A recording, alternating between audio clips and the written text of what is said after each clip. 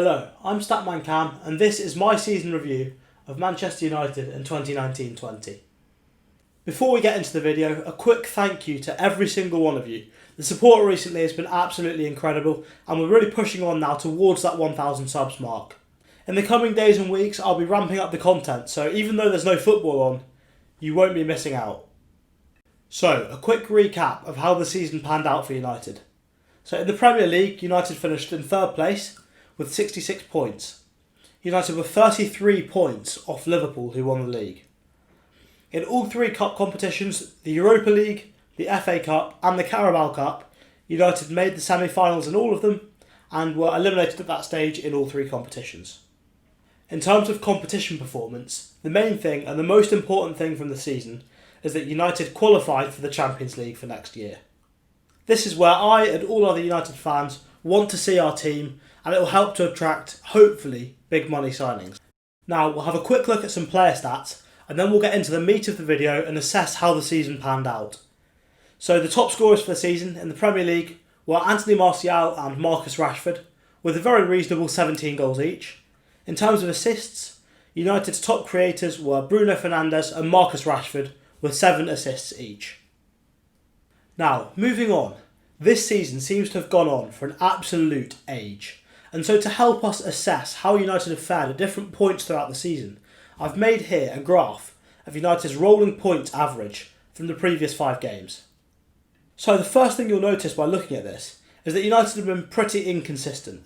United's form has been up and down really often during the season, and that's not conducive to getting anywhere near a league title.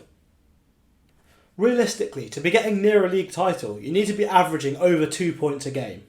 And for United, for long periods of the season, we were averaging just 1. So, how do we begin to explain this then? I guess the first way to look at it is looking at how these games panned out and why United didn't get 3 points from all these games. So first of all, the most important thing to note is that on 10 separate occasions this season, United exceeded the opposition on expected goals, but failed to come away with the 3 points. A good example of this is the West Ham away game, where United travelled to the London Stadium. I remember being there and at half-time being absolutely furious at the performance of the players.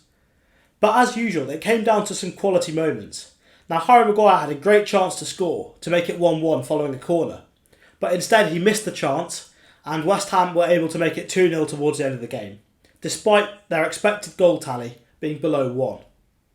It was a pattern that repeated itself throughout the season and goes some way towards explaining why United weren't able to finish higher up in the league and, more importantly, closer to Liverpool and Manchester City. Another important factor to consider is the injuries United had to key players. So if we now annotate this graph, you can see at the start, just 3 games in, Anthony Martial gets injured. The following game, Paul Pogba gets injured. And whilst the form takes a brief upturn, it goes down, and United's worst period of form comes while Paul Pogba's injured and whilst Anthony Martial's injured. Now, after Anthony Martial returns, and bear in mind with a 5-game rolling average, it will take time for an uptick in form to come through on the graph. You can see that after Martial returns, United's form improves drastically. United get so much closer to that all-important 2 points per game mark that we really need to be achieving. But then, just as things were beginning to look promising, guess what? Another key player, Marcus Rashford, gets injured. And surprise, surprise, after that, United's form tails off once again. At that point, United are in a big slump. The form is only going one way, and that's downwards. But, just before they get to the bottom of that run, the bottom of that rut, the lowest point of form throughout the season, Bruno Fernandez joins United. And obviously with averages, as I said, it takes a few games for the form uptick to necessarily come through. But you can see, after Fernandez joins, that form takes the biggest spike and gets up to the highest point throughout the season. Then, if you look at just before it hits its highest point, lockdown finishes, Rashford and Paul Pogba return, and you can see the impact that has on the team. Now, obviously United have played different quality opposition at different points, and that will have some effect. But if you think about how the season's gone, United have done really well in the big games, so that isn't an excuse. It's been the small games against lower quality teams where United simply haven't taken their chances. that have cost United in terms of getting near the title this season.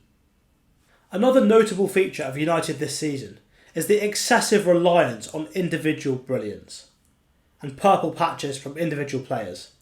So at the start of the season, Daniel James was terrific. He won United many points on his own. Marcus Rashford had a time when he carried the team on his back.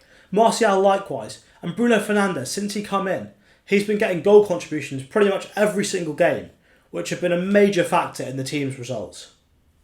Looking at trying to close the gap to Manchester City and Liverpool, they don't have these big inconsistencies that United have done. In previous years, you look at Liverpool, they relied on Salah, Coutinho to produce moments of magic, and when they weren't on song, the team didn't win. That's the level United were at this season. But to go up another gear and get closer to winning a title, United need to make sure that when individual players aren't on the top of their game, they aren't producing world-class special moments, the team can still win games. Obviously, a lot of this comes down to coaching and Ole improving the positional play of the players. And that has happened to an extent since lockdown, but there's still a long way to go in that department.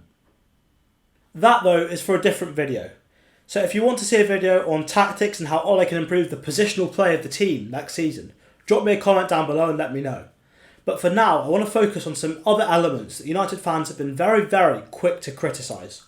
First of which is Daniel James. Manchester United's number 21 has been in for heavy criticism this season, because despite his brilliant start to the season, he's been unable to maintain that form. However, if you look at his season as a whole, he's achieved 6 Premier League assists, which is the same number as Jack Grealish and Yuri Tielemans, and even Nicolas Pepe, who obviously plays for a mid-table club, but that's still a decent number of assists to be getting. Overall in the Premier League, he's got 9 goals and assists, which comes out as 0.35 per 90 minutes. Now look, that isn't enough to be one of United's main contributors. It was never going to be. But then again, he signed for £15 million. He's a really young player. He's nowhere near the maximum he can reach. And to be honest, he shouldn't have been covering up for the Glazers' failure for the past 7 years to sign a proper right winger. Daniel James has had a good season overall, but it's the reliance on individual purple patches and brilliance, meaning that when players do drop off a little bit below their good form, United fans turn on them straight away, not realising that the issue isn't that the individual players aren't on top form, because they can't be all the time. It's that the team itself isn't strong enough collectively. In terms of goals conceded, it's well known that United have the 3rd best defensive record in the Premier League. United have conceded very few goals this season. But in terms of goals scored, United are a long way short of Manchester City and Liverpool. United scored 65 goals compared to 83 for Liverpool and 100 for Manchester City. And in terms of improving that, a major area United need to work better at is set pieces. Harry Maguire in particular has not been good enough from set pieces. He's achieved 1 goal and 1 assist in the Premier League this season, despite having expected goals of 2. In comparison, Virgil van Dijk has 5 goals and 1 assist, with an expected goals of 2.7, which is slightly higher than Maguire's, but his goal return is vastly improved. Maguire needs to be much more dominant in terms of getting his chances and putting them in the back of the net. That one I mentioned earlier at West Ham was in a critical moment, and with these set-piece goals, they so often are. It's set-piece goals that in tight games can turn the tide and make a big difference to picking up the 3 points. And that is an area United need to massively improve on for next season. Assessing the overall impact Harry Maguire's made since he joined United though, and you can say he's definitely improved the defence. United's defensive record is significantly better this year than it was last year, and even comparing it to 2017-18, on expected goals against, United are doing better. The only difference in 2017-18 was that De Gea put an absolute monster season up, and that's unlikely to be replicated again. So overall, United's defence right now is amongst the best it has been for years. So, full credit to Harry Maguire for his role in improving the defence, and a shout out as well to Aaron Wan-Bissaka. His form post-lockdown hasn't been brilliant, but again, like Daniel James, there's a question of burnout. Has he played too many minutes for what he should have played?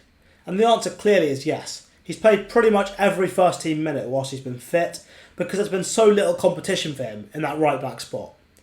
Diogo Dalot, whilst he's a fantastic talent, I'd love to see him get more game time. He needs to stay fit first. In terms of the summer signings from last year though, you've got to say, overall, they have all improved the team. Yes, Dan James hasn't been brilliant lately. Yes, he gets a lot of criticism.